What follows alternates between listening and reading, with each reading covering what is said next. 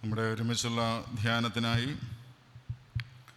ഇന്ന് ഏവൻഗേലിയനായി വായിച്ച വിശുദ്ധ മർക്കോസിൻ്റെ സുവിശേഷം 11-ാം അധ്യായം അതിൻ്റെ 1 മുതൽ 11 വരെയുള്ള വാക്യങ്ങൾ ഏവൻഗേലിയനായി വായിച്ചതുകൊണ്ട് എല്ലാ വാക്യങ്ങളും ഇപ്പോൾ ആവർത്തിക്കുന്നില്ല. അതിൻ്റെ 9-10 വാക്യങ്ങൾ മാത്രം. മുമ്പും പിമ്പും നടക്കുന്നവർ ഹോശന്ന, കർത്താവിൻ്റെ നാമത്തിൽ വരുന്നവൻ വാഴ്ത്തപ്പെട്ടവൻ, വരുന്നതായ രാജ്യം നമ്മുടെ പിതാവായ ദാവീദിൻ്റെ രാജ്യം വാഴ്ത്തപ്പെടുമാറാകട്ടെ. അത്യുന്നതങ്ങളിൽ ഹോശന്ന എന്ന് ആർത്തുകൊണ്ടിരുന്നു. പ്രാർത്ഥിക്കാം. സ്നേഹവാനായ ദൈവമേ, സ്വർഗ്ഗസ്ഥ പിതാവേ, അവിടുത്തെ യെരുശലേമിലേക്കുള്ള രാജകീയ പ്രവേശനത്തെ വീണ്ടും ഓർക്കുവാൻ, അതാചരിപ്പാൻ, അതൊരു അനുഭവമായി തീരത്തക്കവണ്ണം ഞങ്ങളെ തന്നെ സമർപ്പിപ്പാൻ അവിടുന്ന് ഒരുക്കിയ നല്ല അവസരത്തിനായിട്ട് സ്തോത്രം. ഇതുവരെയും വ്യാപരിച്ച നിൻ്റെ കരുണയ്ക്കായിട്ട് ഞങ്ങൾ നിന്നെ സ്തുതിക്കുന്നു. നിൻ്റെ വചനത്തിൽ നിന്ന് ഞങ്ങൾ ധ്യാനിക്കുന്നു. കർത്താവെ, ഞങ്ങളോട് അവിടുന്ന് സംസാരിക്കണം. ഞങ്ങളുടെ ജീവിതാനുഭവങ്ങളോട് കർത്താവിൻ്റെ ഇടപെടൽ ഇന്ന് വചനത്തോടുണ്ടാകുവാൻ അവിടുന്ന് ഇടയാക്കണം. അടിയൻ്റെ വായിലെ വാക്കുകളും ഞങ്ങളുടെ ഓരോരുത്തരുടെയും ഹൃദയത്തിലെ ധ്യാനവും ദൈവത്തിന് പ്രസാദകരമായിരിക്കണമെന്ന് യേശുവിൻ നാമത്തിൽ അപേക്ഷിക്കുന്നു. കരുണയോടെ കേൾക്കണമേ. ആമേൻ. Praise the lord, praise the lord, praise the lord. ദൈവത്തിൻ്റെ അതിപരിശുദ്ധ നാമം വാഴ്ത്തപ്പെടുമാറാകട്ടെ. ഏറ്റവും സ്നേഹവും ആദരവുമുള്ള ഈ ഇടവകയുടെ വികാരി ഗീവർഗീസ് തോമസ് അച്ഛൻ, മാതാപിതാക്കളെ, സഹോദരങ്ങളെ, കുഞ്ഞുങ്ങളെ, നിങ്ങൾക്കെല്ലാവർക്കും ക്രിസ്തയേശുവിൻ്റെ നാമത്തിൽ എൻ്റെ സ്നേഹവന്ദനത്തെ ഈ അവസരത്തിൽ അറിയിക്കുന്നു. 2026 ഹോശാന പെരുന്നാളിൽ നിങ്ങളോടെല്ലാവരോടും ചേർന്ന് ആരാധനയിൽ സംബന്ധിപ്പാൻ ദൈവം തമ്പുരാൻ ഞങ്ങൾക്കും ഒരുക്കിയ നല്ല അനുഗ്രഹീത അവസരത്തിനായിട്ട് ദൈവത്തിന് നന്ദി കരേറ്റുന്നു. ഇപ്രകാരം എനിക്ക് അവസരമൊരുക്കി ഞങ്ങളെ ഇതിലേക്ക് ക്ഷണിച്ച ഇടവക വികാരി ഏറ്റവും ബഹുമാനപ്പെട്ട ഗീവർഗീസ് തോമസ് അച്ഛനോടുള്ള പ്രത്യേകമായിട്ടുള്ള എൻ്റെ നന്ദിയും സന്തോഷവും ഈ അവസരത്തിൽ അറിയിക്കുന്നു. അച്ഛനോട് എനിക്ക് ഒരു വലിയ സ്വാതന്ത്ര്യവും സ്നേഹവുമുള്ള വൈദികരിൽ ഒരാളാണ്. എപ്പോൾ കണ്ടാലും വളരെ സ്നേഹമസൃണമായിട്ട് ഇടപെടുകയും പ്രത്യേകിച്ച് തിരുവല്ലായിൽ വരുന്ന അവസരത്തിൽ ഓഫീസിലൊക്കെ വന്ന് ഞങ്ങളുടെയൊക്കെ ക്ഷേമമൊക്കെ അന്വേഷിച്ച് മടങ്ങുകയും ചെയ്യുന്ന ഒരു പ്രത്യേക സ്വഭാവം അച്ഛനുണ്ട്. അതുകൊണ്ട് തന്നെ അച്ഛനോട് പ്രത്യേകമായിട്ടുള്ളൊരു ഹൃദ്യതയും ആദരവും വെച്ചു പുലർത്തുന്ന ഒരാളാണ് ഞാൻ. അച്ഛൻ്റെ എല്ലാ സ്നേഹത്തിനും നല്ല വാക്കുകൾക്കും ശുശ്രൂഷ പങ്കാളിത്തത്തിനും പ്രോത്സാഹനത്തിനും പ്രത്യേകമായിട്ടുള്ള നന്ദി, സന്തോഷം ഈ അവസരത്തിൽ ഞാൻ അറിയിക്കുന്നു. നിങ്ങളെല്ലാവരെയും ഒരുമിച്ച് കണ്ടതിൽ എനിക്ക് അനൽപമായിട്ടുള്ള സന്തോഷമുണ്ട്. വളരെ മനോഹരമായിട്ടുള്ള ദേവാലയം, തിങ്ങി നിറഞ്ഞ് ആരാധകർ, വളരെ സജീവമായിട്ടുള്ള ആരാധന പങ്കാളിത്തം, പ്രത്യേകിച്ച് ഗായക സംഘം വളരെ ഹൃദ്യമായിട്ടുള്ള നിലയിൽ ഗാനങ്ങളൊക്കെ ആലപിച്ച് ഈ ശുശ്രൂഷ മനോഹരമാക്കുന്നു. നിങ്ങളോട് ഒരുമിച്ച് ലഭിച്ച ഈ നല്ല കൂട്ടായ്മയെ ഓർത്ത് ഞാൻ ദൈവത്തെ സ്തുതിക്കുന്നു. ഞാനിവിടെ എത്തിയതിന് ശേഷമാണ് പ്രിയപ്പെട്ട സുഹൃത്ത് ഷിബു കെ ജോർജ് സാറ് ഈ ഇടവകയാണെന്നുള്ളത് മനസ്സിലാക്കുന്നത്. ഞങ്ങൾ ഒരുമിച്ച് BEdന് പഠിച്ചവരാണ്. BEd നന്നായിട്ട് പഠിച്ചുകൊണ്ട് അദ്ദേഹം അധ്യാപകനായി. എൻ്റെ വഴി ഇതായിരുന്നതുകൊണ്ട് ഞാൻ ഈ വഴിക്ക് തിരിയുകയും ചെയ്തു. അതിനുശേഷം ഇന്നാണ് കാണുന്നത്. എന്നോട് ചോദിച്ചു, 32 വർഷത്തിന് മുമ്പുള്ള പരിചയമാണ്, എന്നെ അറിയാവോ എന്ന് ചോദിച്ചു. പിന്നെ സാറ് തന്നെ എനിക്ക് ക്ലൂവൊക്കെ തന്ന് എന്നെ പരിചയപ്പെടുത്തി. ആ സ്നേഹം വീണ്ടും ഒരുമിച്ച് ലഭിച്ചതിനെ ഓർത്ത് ദൈവത്തെ സ്തുതിക്കുന്നു. ഒരുമിച്ച് ഞങ്ങൾക്ക് ഈ മദ്ബഹായിൽ ശുശ്രൂഷ ചെയ്യുവാൻ ലഭിച്ച അവസരത്തിനും പ്രത്യേകമായിട്ടുള്ള എൻ്റെ ഉള്ളിൻ്റെ സന്തോഷം ഈ അവസരത്തിൽ ഞാൻ അറിയിക്കുന്നു. പ്രിയരെ, നിങ്ങൾക്കെല്ലാവർക്കും ഹോശാന പെരുന്നാളിൻ്റെ എല്ലാ നന്മകളും ഞാൻ ആശംസിക്കുന്നു. 2026 നോമ്പ് നാളുകളിലെ ഏറ്റവും പ്രാധാന്യമുള്ള ദിവസങ്ങളിലേക്ക് നമ്മൾ പ്രവേശിച്ചുവല്ലോ. കഴിഞ്ഞ 40-ൽ പരം ദിവസങ്ങൾ പ്രത്യേകമായിട്ടുള്ള ശിക്ഷണക്രമത്തിലൂടെ നോമ്പ് ആചരിച്ച് വരികയായിരുന്നു. പ്രിയപ്പെട്ട അച്ഛൻ ഓർപ്പിച്ചു, 40 ദിവസവും പ്രത്യേകമായിട്ടുള്ള ക്രമീകരണങ്ങൾ ഇടവകയിലുണ്ടായിരുന്നു. ഒത്തിരി പുതിയ പുതിയ പ്രസംഗകരെ കിട്ടിയെന്നൊക്കെ അച്ഛൻ പറയുകയുണ്ടായി. നിങ്ങളുടെ നല്ല പങ്കാളിത്തത്തെ ഓർത്ത് ദൈവത്തിന് നന്ദി കരേറ്റുന്നു. പലപ്പോഴും നമ്മൾ പറയുന്നത് നോമ്പ് ആചരണം എന്നാണ്, ഒബ്സർവൻസ് ഓഫ് ലെൻഡ് എന്നുള്ളതാണ്. എന്താണ് ഈ ലെൻഡ് എന്ന് പറയുന്നത്, നോമ്പ് എന്ന് പറയുന്നത്? പല രീതിയിൽ ഇതിനെ നിർവചിപ്പാനായിട്ട് സാധിക്കും. എന്നാൽ വളരെ ലഘുവായിട്ടുള്ള ഒരു നിർവചനം ഇപ്രകാരമുണ്ട്: it is a time of preparation. ഒരുക്കത്തിൻ്റെ ഒരു സമയമാണ്. നോമ്പിലൂടെ നാം ഒരുങ്ങുകയാണ്, നമ്മെ തന്നെ ഒരുക്കുന്നു, നമ്മളുടെ കുടുംബങ്ങളെ ഒരുക്കുന്നു, നമ്മളുടെ ബന്ധങ്ങളെ ഒരുക്കുന്നു, ഇടവകയായിട്ട് നാം ഒരുങ്ങുന്നു. എന്തിനു വേണ്ടിയാണെന്ന് ചോദിച്ചാൽ, നോമ്പിൻ്റെ അവസാനം, അതാണ് അതിൻ്റെ ക്ലൈമാക്സ്, യേശു കർത്താവിൻ്റെ ഉയർപ്പാണ്. അതുകൊണ്ട് ജീസസ് ഈസ് റിസൺ, യേശു ഉയർത്തെഴുന്നേറ്റെന്ന് ലോകത്തോട് ഉച്ചസ്ഥൈര്യം പറയുന്നതിന് നമ്മെ തന്നെ ഒരുക്കുന്ന നാളുകളാണ് ഈ നോമ്പ് നാളുകൾ എന്നുള്ളതിന് യാതൊരു സംശയമില്ലാത്തതായിട്ടുള്ള സംഗതിയാണ്. അതുകൊണ്ട് നോമ്പ് ആചരണം എന്നുള്ളതിലുപരി ഇതൊരു അനുഭവമായിട്ട് മാറണം. From observance to experience. ഈ ദിവസങ്ങളിലൊക്കെ പ്രത്യേകമായിട്ടുള്ള ശുശ്രൂഷകളൊക്കെ ക്രമീകരിച്ച് അതിൽ പങ്കുചേരുന്ന അവസരത്തിൽ പള്ളിയിൽ വന്നു പോയി എന്നുള്ളതിലുപരി ഇതിലൊക്കെ പങ്കുചേരുന്ന അവസരത്തിൽ ഇത് നമ്മുടെ ജീവിതത്തിൻ്റെ അനുഭവമാകണം. ജീവിതം കൊണ്ട് സാക്ഷിക്കണം, മരിച്ചവരിൽ നിന്ന് യേശു കർത്താവ് ഉയർത്തെഴുന്നേറ്റിരിക്കുന്നു. ആ ഉയർപ്പിൻ്റെ അനുഭവം ജീവിതത്തിൽ യാഥാർത്ഥ്യമായി തീരുവാനായിട്ട് ഇടയാകണം എന്നുള്ളതാണ് ഇതിലൂടെ ഉദ്ദേശിക്കുന്നതായിട്ടുള്ള സംഗതികൾ. അതുകൊണ്ട് ചില ചിട്ടവട്ടങ്ങളിലൂടെയാണ് കടന്നു പോകുന്നത്. ഒരു വാചകം പറഞ്ഞ് ഞാൻ മുന്നോട്ട് പോയിക്കൊള്ളാം വേഗം. പ്രിയരെ, ജീവിതം ചിട്ടപ്പെടുത്തുന്നവർക്ക് മാത്രമേ അതിനെ മെച്ചപ്പെടുത്തുവാനായിട്ട് സാധിക്കുകയുള്ളൂ. ചില ചിട്ടകളിലൂടെ, ഡിസിപ്ലിനിലൂടെ, ശിക്ഷണക്രമത്തിലൂടെ കടന്നു പോകുന്ന അവസരത്തിൽ ആത്മീകമായും അല്ലാതെയും ജീവിതത്തെ മെച്ചപ്പെടുത്തുവാനായിട്ടുള്ള ഒരു പരിശ്രമമാണ് ഇതിലൂടെയൊക്കെ നടന്നുകൊണ്ടിരിക്കുന്നത്. ഇന്ന് പ്രത്യേകമായിട്ട് സഭ ഓർക്കുന്നത് യേശു കർത്താവിൻ്റെ യെരുശലേമിലേക്കുള്ള രാജകീയമായിട്ടുള്ള പ്രവേശനമാണ്. അതുകൊണ്ട് തന്നെ ഇന്നൊരു പ്രത്യേക വിഷയം സഭയായിട്ട് നിശ്ചയിച്ചിട്ടുണ്ട്. സമാധാനത്തിൻ്റെ രാജാവിൻ്റെ പ്രവേശനമെന്നാണ്. Entry of the king of peace. യേശു കർത്താവ് യെരുശലേമിലേക്ക് അവസാനമായിട്ട് പ്രവേശിക്കുകയാണ്. ഇത് നാം പഠിക്കുന്ന അവസരത്തിൽ പഴയ നിയമ പ്രവചനത്തിൻ്റെ ഒരു പൂർത്തീകരണമാണ്. ഇന്ന് ഒന്നാം പാഠമായിട്ട് വായിച്ചത് സെക്കറിയാ പ്രവാചകൻ്റെ പുസ്തകം 9-ാം അധ്യായത്തിൽ നിന്നാണ്. സെക്കറിയാ 9:9 ഇപ്രകാരം ദീർഘദർശിയായിട്ടുള്ള പ്രവാചകൻ പ്രവചിച്ചിരുന്നു: ഇതാ നിന്റെ രാജാവ് നിന്റെ അടുക്കൽ വരുന്നു, അവൻ നീതിമാനും ജയശാലിയും താഴ്മയും ഉള്ളവനായി കഴുതപ്പുറത്തും പെൺകഴുതയുടെ കുട്ടിയായ ചെറു കഴുതപ്പുറത്തും വരുന്നു.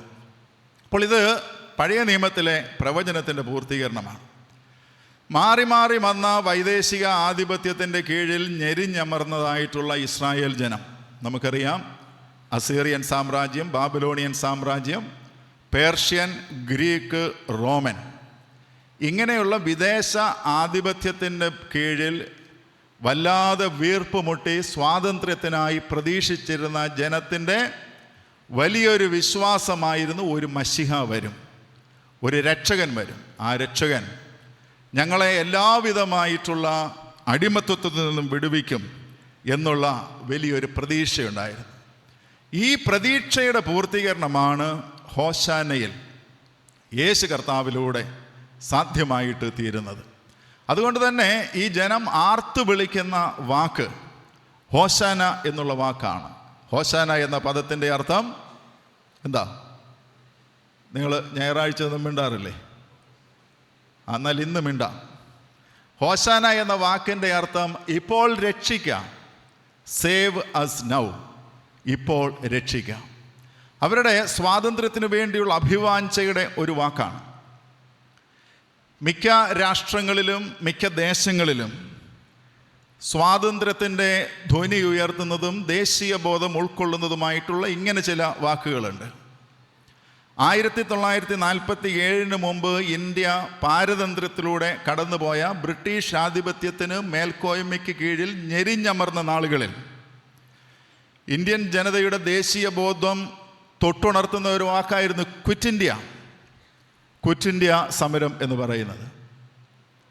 അതുപോലെ തന്നെ നമുക്കറിയാം, ഈസ്റ്റ് ആഫ്രിക്കൻ കോസ്റ്റിൽ അവിടെയുണ്ടായിരുന്ന ജനതയുടെ സംഘബോധം ഉയർത്തുന്ന ഒരു വാക്കാണ് ഹരാംബേ എന്ന് പറയുന്ന വാക്ക്.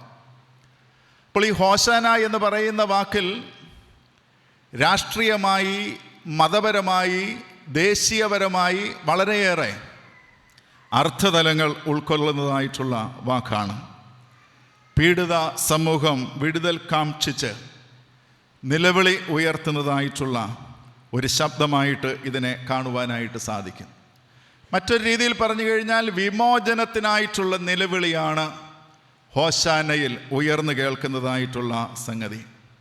യെരുശലേമിൻ്റെ വീഥികളിൽ മുഴങ്ങിയ കണ്ണുനീരിൻ്റെ നനവും പ്രത്യാശയുടെ പ്രകാശവുമുള്ള ഒരു വാക്കായിട്ട് ഈ ഹോശാന എന്നുള്ള വാക്കിനെ കാണുവാനായിട്ട് സാധിക്കും.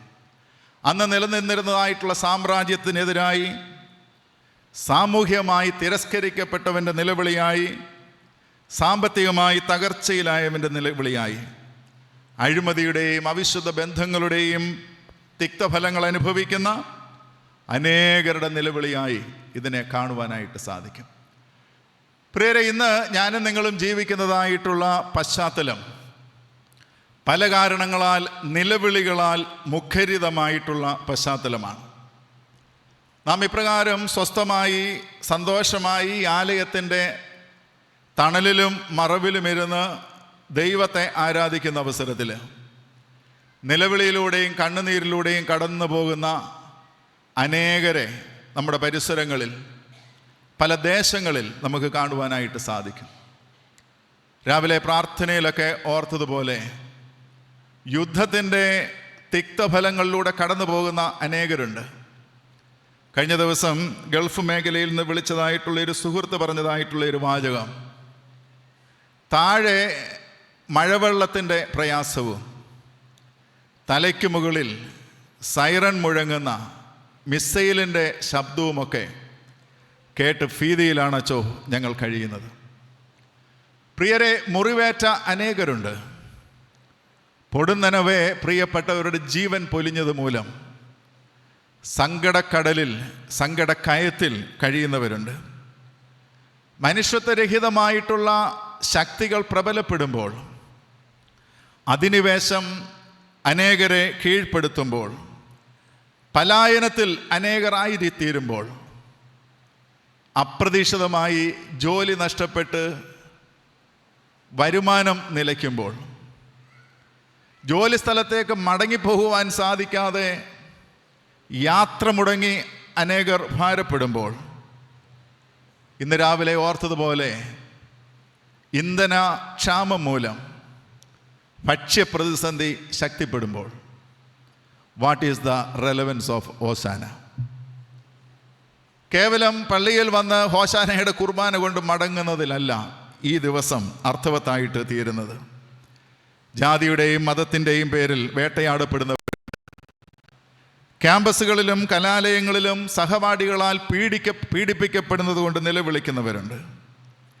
നിറത്തിൻ്റെ പേരിൽ അധിക്ഷേപിക്കപ്പെടുമ്പോൾ, പ്രകൃതിയും ആവാസ വ്യവസ്ഥയും തകർക്കപ്പെടുമ്പോൾ രോദനത്തിൽ ഏർപ്പെടുന്ന പ്രകൃതിയുണ്ട്.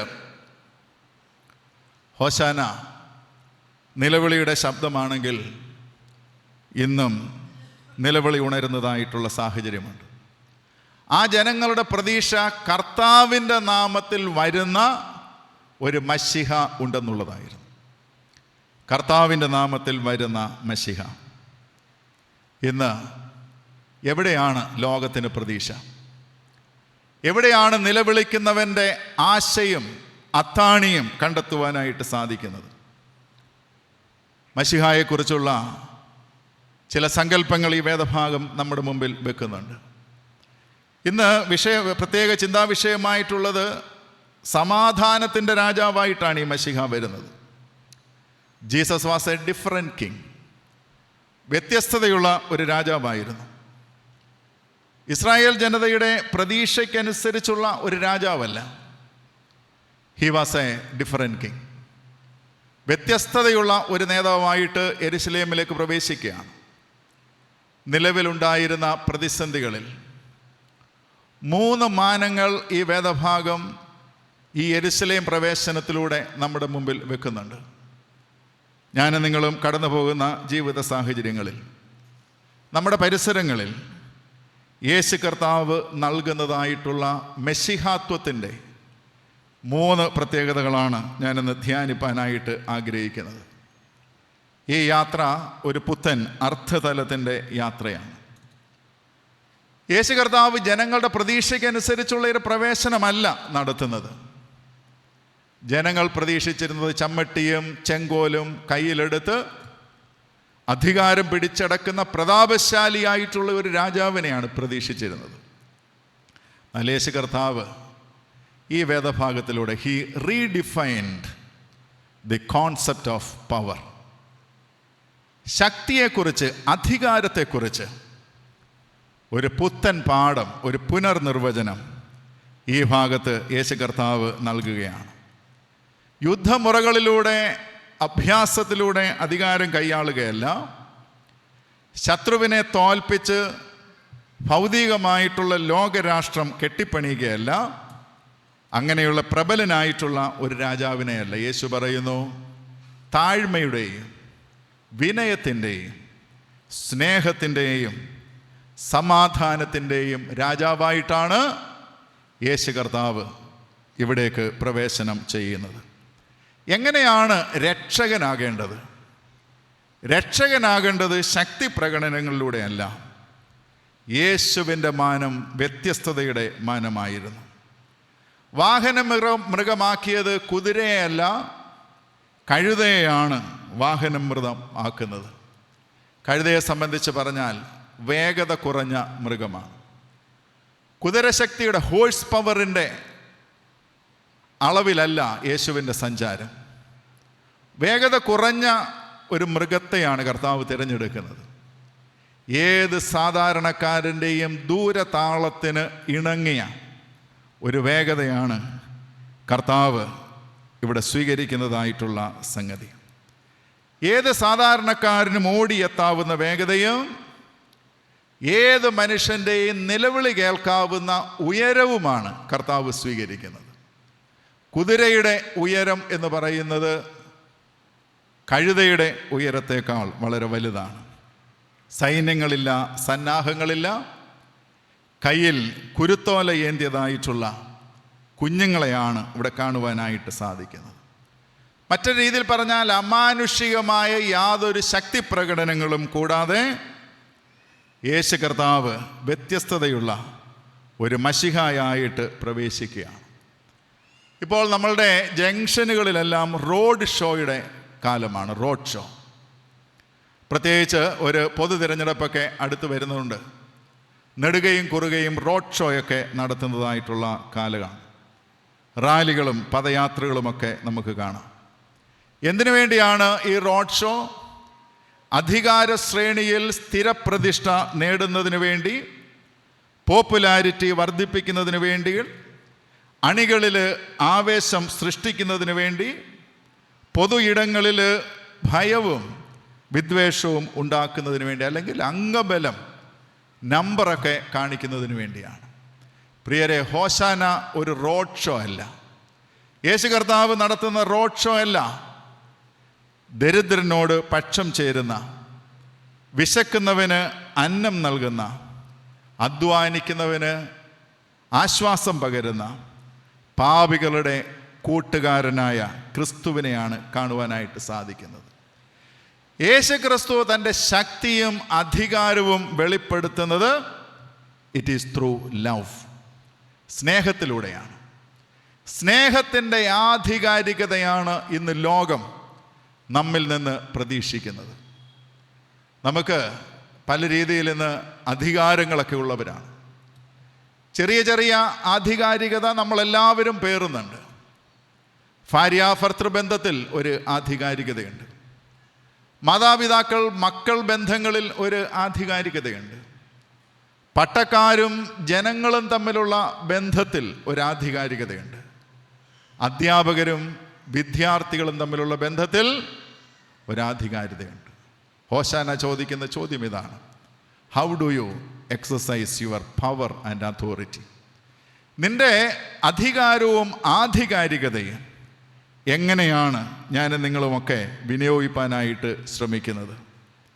സൂര്യൻ അസ്തമിക്കാത്ത ബ്രിട്ടീഷ് സാമ്രാജ്യത്തിന് പ്രതിഷേധത്തിൻ്റെ ജ്വാലയായി തീർന്ന മഹാത്മാഗാന്ധിയെക്കുറിച്ച് നമുക്കറിയാം.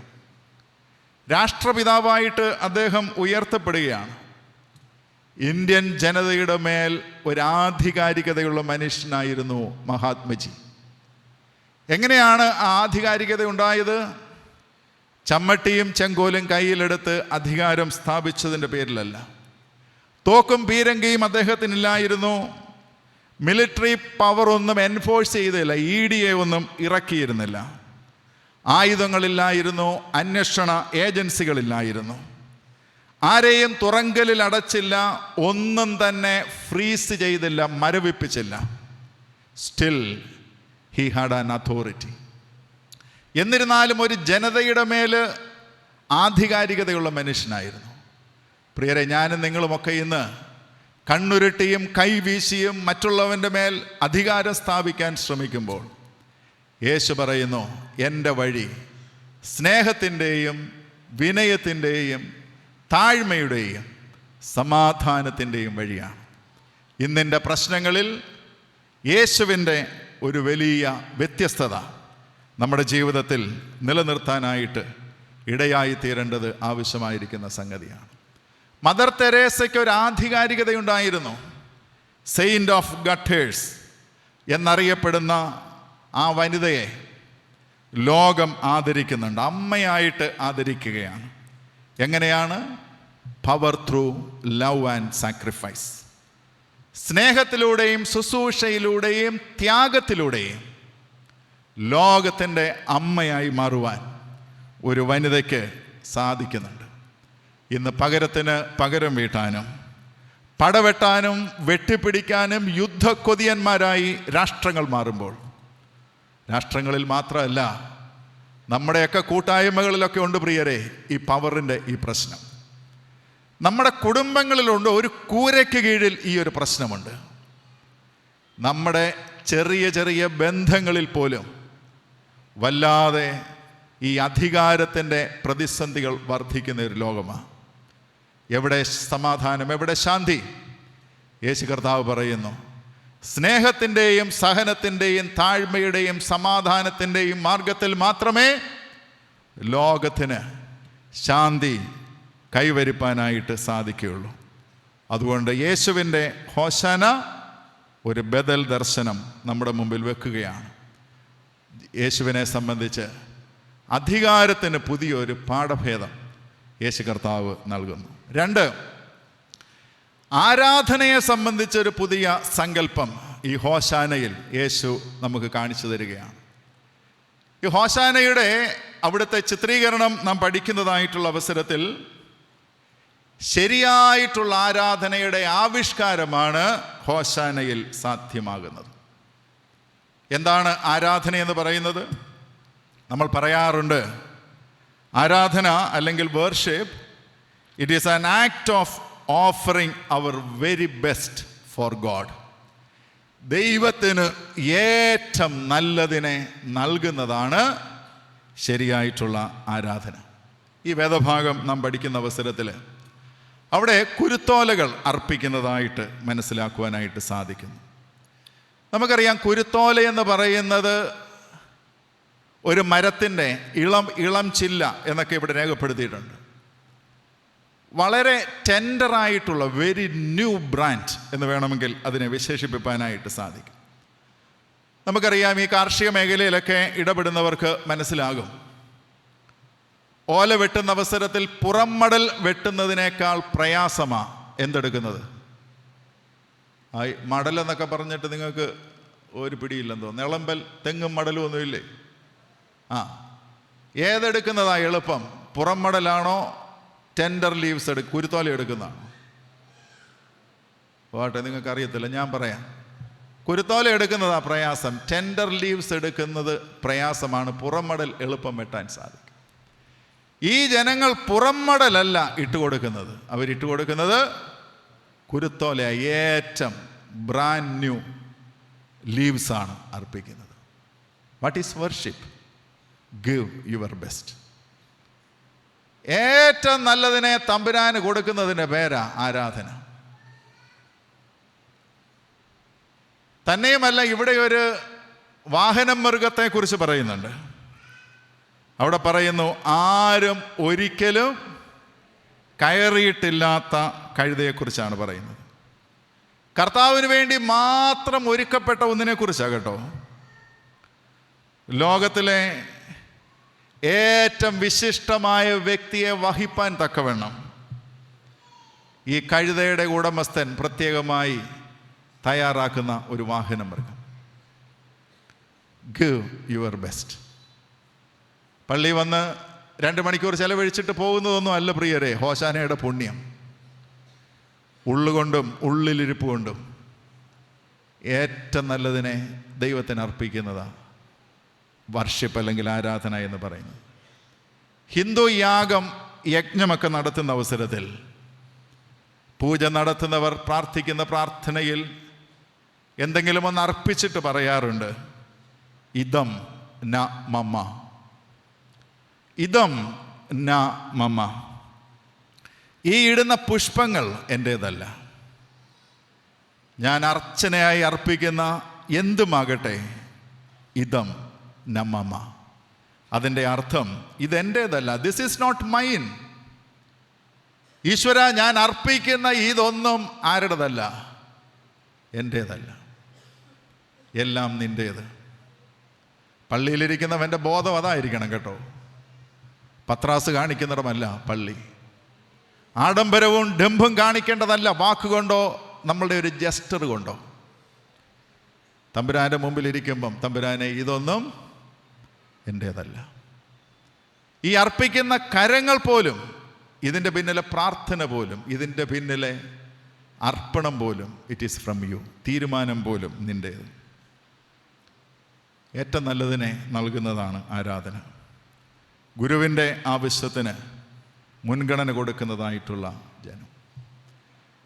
തീർന്നില്ല, ഈ ആരാധനയെക്കുറിച്ച് പറയുന്നു, അവർ വഴിയിൽ നടന്നപ്പോൾ മേലങ്കികൾ വഴിയിൽ വിരിച്ചു. They spread their clothes on the road. മേലങ്കി എന്ന് പറയുന്നത് it is a symbol of luxury and pride. ആഡംബരത്തിൻ്റെയും അഹന്തയുടെയും ഒക്കെ ഒരു ചിഹ്നമായിട്ട് ഇതിനെ വേണമെങ്കിൽ കാണുവാനായിട്ട് സാധിക്കും. ആരാധന അർത്ഥവത്താകണമെങ്കിൽ അഹംഭാവം വെടിഞ്ഞ് ഉള്ളിൽ വിനയത്തിൻ്റെ ഭാവം, താഴ്മയുടെ, ലാളിത്യത്തിൻ്റെ ശൈലി ആരാധകർക്ക് ഉണ്ടാകണം. അവരനെ ആദരിക്കുന്ന ഒരു വിനയം നമുക്ക് വേണം കേട്ടോ. അടുത്തിരിക്കുന്നവനോട് ഇച്ചിരിയൂടെയൊക്കെ ആദരവാകാം കേട്ടോ. ഒരുമിച്ച് ആരാധിക്കുകയല്ലേ, കുറച്ചും കൂടെയൊക്കെ ഒരു വിനയത്തിൻ്റെ ഭാഷ ആവാം. ഞാൻ ഇളമ്പൽ ആദ്യമായിട്ടാണ് കേട്ടോ. എനിക്ക് നിങ്ങളെ ആരെയും അങ്ങനെ ഈ സാറിനെ ഒഴിച്ച് വലിയ പരിചയങ്ങളില്ല. നമുക്ക് നമ്മോട് തന്നെ ഒന്ന് ധ്യാനിക്കാം. എങ്ങനെയുണ്ട് നമ്മുടെ മനോഭാവങ്ങൾ? എങ്ങനെയുണ്ട് പ്രിയരെ ബന്ധങ്ങൾ? ഹോശാനയൊക്കെ വരും പോകും. അച്ഛനെന്തുവായി പറയുന്നത്, അടുത്ത ആഴ്ച ഉയർപ്പും വരും, പിന്നെ സൺഡേ ഉണ്ടല്ലോ. അങ്ങനെയൊന്നും ചിന്തിക്കരുത്. നാളെക്കുറിച്ച് നമുക്ക് വലിയ ഗ്യാരണ്ടി ഒന്നും ഇല്ലാത്തൊരു ലോകത്താണ് ജീവിക്കുന്നത്. തമ്പുരാൻ്റെ സന്നിധിയിൽ വിനയപ്പെടാം. അതിൻ്റെ ഉത്സവമാണ് ഹോശാന, താഴ്മയുടെ ഉത്സവം.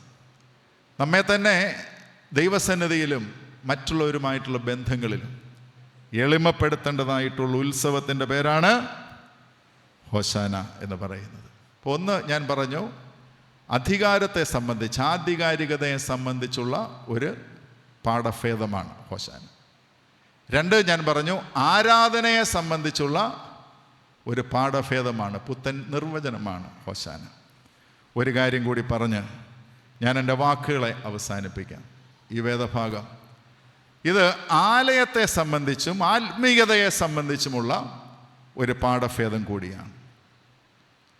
റീക്ലെയിമിങ് the essence of temple and spirituality. ആത്മീയതയെക്കുറിച്ചും ആലയത്തെക്കുറിച്ചുമുള്ള ഒരു പുതിയ പാഠം ഈ വേദഭാഗം നൽകുന്നുണ്ട്. യേശു കർത്താവ് ഈ യെരുശലേം പ്രവേശനത്തിങ്കൽ ആരാധന മാത്രമല്ല, താഴോട്ടുള്ള വാക്യങ്ങൾ വായിക്കുന്ന അവസരത്തിൽ അവിടെ ഒരു ശുദ്ധീകരണം നടത്തുന്നുണ്ട്. ഒരു ശുദ്ധീകരണം. എന്താണ് യേശു കർത്താവ് ചെയ്യുന്നത്? ചിലതിനെയൊക്കെ പുറത്താക്കുക. എന്നിട്ട് പറയുന്നു, എൻ്റെ ആലയം പ്രാർത്ഥനാലയം, നിങ്ങളോ അതിനെ കള്ളന്മാരുടെ ഗുഹയാക്കി തീർത്തു. യേശു കർത്താവ് എതിരിടുന്നത് രണ്ട് കൂട്ടരെയാണ്. ആലയത്തിൽ വെച്ച് പുറപ്പിക്കുവാൻ സാധിക്കാത്ത രണ്ട് കാര്യങ്ങളോട് യേശു കർത്താവ് എതിരിടുന്നുണ്ട്. ഒന്ന്, കപടഭക്തി, ഹിപ്പോക്രസി. ഭക്തിയുണ്ടെന്ന് നടിക്കുകയും ഭക്തിക്ക് യോജിക്കാത്തത് ആലയത്തിലും ആത്മീയതയിലും നിലനിർത്തുകയും ചെയ്യുന്നതിനോട് കർത്താവ് എതിരിടുന്നു. കപടഭക്തി, അതിനെ ഹിപ്പോക്രസി എന്ന് പറയാം. രണ്ട്, കച്ചവടക്കാരെ കർത്താവ് പുറത്താക്കുന്നു. ഒരു രീതിയിൽ ഹൈപ്പർ മാർക്കറ്റ് എന്ന് വേണമെങ്കിൽ പറയാം. അപ്പോൾ ഹിപ്പോക്രസി ആൻഡ് ഹൈപ്പർ മാർക്കറ്റ്. ആലയത്തിലും ആത്മീയതയിലും കടന്നുകൂടുന്നതായിട്ടുള്ള കമ്പോളവൽക്കരണ ഒരു പ്രതിഭാസത്തെ യേശു കർത്താവ് ഇവിടെ എതിരിടുന്നതായിട്ട് മനസ്സിലാക്കുവാനായിട്ട് സാധിക്കുന്നു. പ്രിയരെ, വർഷിപ്പ് പ്ലേസ് ബിക്കെയും മാർക്കറ്റ് പ്ലേസ്. നമ്മൾ കേട്ടിട്ടുള്ളതാണ്. ആരാധനാ ഇടം ചന്ത ഇടമായിട്ട് മാറുന്ന സാഹചര്യം ഇന്ന് പലയിടങ്ങളിലും ഇതൊരു വലിയ പ്രതിസന്ധിയാണ്. ആ വാക്കിൻ്റെ അർത്ഥതലങ്ങളൊക്കെ നമുക്കറിയാം, വിശദീകരിക്കേണ്ടല്ലോ. ആരാധനാലയത്തിന് ഒരു തനിമയുണ്ട്. ആത്മീയതയ്ക്കും ആത്മീയനും ഉണ്ടാകേണ്ട ചില ഗുണഗണങ്ങളുണ്ട്. അതിൽ നിന്ന് വ്യതിചലിക്കുന്ന എല്ലാത്തിൻ്റെയും ഒരു പുനഃസ്ഥാപനമാണ് ഹോശാനയിൽ സാധിക്കേണ്ടത്. ആരാധനയിലും ആരാധനാലയത്തിലും സംഭവിക്കാവുന്നത് മാത്രമേ സംഭവിക്കാവൂ. യേശു കർത്താവ് ചിലതിനെയൊക്കെ പുറത്താക്കുക. ആരാധനയിൽ ഇങ്ങനെ ആത്മാവിനെ സ്വീകരിക്കുന്നതോടൊപ്പം തന്നെ ഉള്ളിലിരിക്കുന്ന ചിലതിനെയൊക്കെ, നിങ്ങൾ ഉണർന്നിരിക്കുക തന്നെയാണോ? ഉള്ളിലിരിക്കുന്ന ചിലതൊക്കെ പുറത്താക്കുകയും ചെയ്യേണ്ടത് ആരാധനയുടെ ആവശ്യമാണ്. സം അൺഹോളി എലിമെൻറ്റ്സ് ഉള്ളിൽ വഹിച്ച് ഞാൻ നിങ്ങളൊക്കെ ഇങ്ങനെ ജീവിക്കുകയാണ്. ലാഭക്കണ്ണാകാം, മത്സരബുദ്ധിയാകാം, ചില വിലപേശലാകാം, ചില അവിശുദ്ധ കൂട്ടുകെട്ടുകളാകാം. അങ്ങനെ പല പല പ്രതിസന്ധികൾ എന്നിലും നിങ്ങളിലൊക്കെ ഉണ്ട്. ആത്മീയത ബലപ്പെടണമെങ്കിൽ വിട്ടുകളയേണ്ടതിനെ ചിലതിനെയൊക്കെ വിട്ടുകളയണം. ചില ശൈലികൾ, ചില തീരുമാനങ്ങൾ, ചില ഇടപെടലുകൾ, ചില ഭാഷകൾ, ഇതിലൂടെ ഒരു ശുദ്ധീകരണം സാധ്യമാകുമ്പോൾ ഹോശാന അർത്ഥവത്താകും എന്നുള്ളതിന് യാതൊരു സംശയവുമില്ല. Cleansing of religion and spirituality. ആത്മീയതയുടെയും മതബോധത്തിൻ്റെയും ആരാധനയുടെയും ആലയത്തിൻ്റെയും ഒക്കെ ഒരു ശുദ്ധീകരണം ഈ ഹോശാനയിലൂടെ സാധ്യമായി തീരുവാൻ ഇടയാകണം. ഞാൻ എൻ്റെ വാക്കുകളെ നിർത്തട്ടെ. 3 കാര്യങ്ങളാണ് പ്രധാനമായി ചിന്തിപ്പാൻ ശ്രമിച്ചത്. യേശു കർത്താവ് കഴുതപ്പുറത്താകതിനായി യേശുവെ സ്തോത്രമെന്ന് പറഞ്ഞ് മടങ്ങേണ്ട ദിവസമല്ല ഹോശാന. നമ്മളുടെ അധികാരത്തിൻ്റെ ഒരു പുനർനിർവചനം ആവശ്യമാണ്. സ്നേഹത്തിൽ, കുറച്ചുകൂടി താഴ്മയിൽ, വിനയത്തിൽ, സമാധാനത്തിൽ നമ്മളുടെ അധികാരങ്ങളെയൊക്കെ എക്സസൈസ് ചെയ്യുവാനായിട്ട് സാധിക്കണം. ആരാധനയുടെ ഒരു പുനർനിർവചനം ആവശ്യമാണ്. ഉപരിപ്ലവമായിട്ടുള്ള പള്ളി സാന്നിധ്യത്തിൽ അവസാനിപ്പിക്കേണ്ടതല്ല ആരാധന. Give your best. ദൈവം തന്നതല്ലാതെ ഒന്നുമില്ല പ്രിയരെ. ഈ പറയുന്നതെല്ലാം പ്രയോജനപ്പെടണമെങ്കിൽ തമ്പുരാൻ അനുവദിച്ചെങ്കിലേ ഉള്ളൂ. നമ്മൾ ബലമെന്ന് കാണുന്നതൊന്നും എപ്പോഴും ബലമാകണമെന്നില്ല. നമ്മളൊക്കെ വല്ലാതെ ഈ ഒന്നും ചെയ്യാൻ പറ്റാതെ നിൽക്കുന്ന സാഹചര്യങ്ങളൊക്കെ ഉണ്ട് കേട്ടോ. എന്നാൽ തമ്പുരാൻ കൂടുണ്ടെങ്കിൽ എല്ലാം സാധ്യം. ദൈവഹിതാനുസരണമാണെങ്കിൽ തമ്പുരാൻ കൂടുണ്ടെങ്കിൽ എല്ലാം സാധ്യം. അതുകൊണ്ട് ഗിവ് യുവർ ബെസ്റ്റ്, ഏൽപ്പിച്ചു കൊടുക്കുക.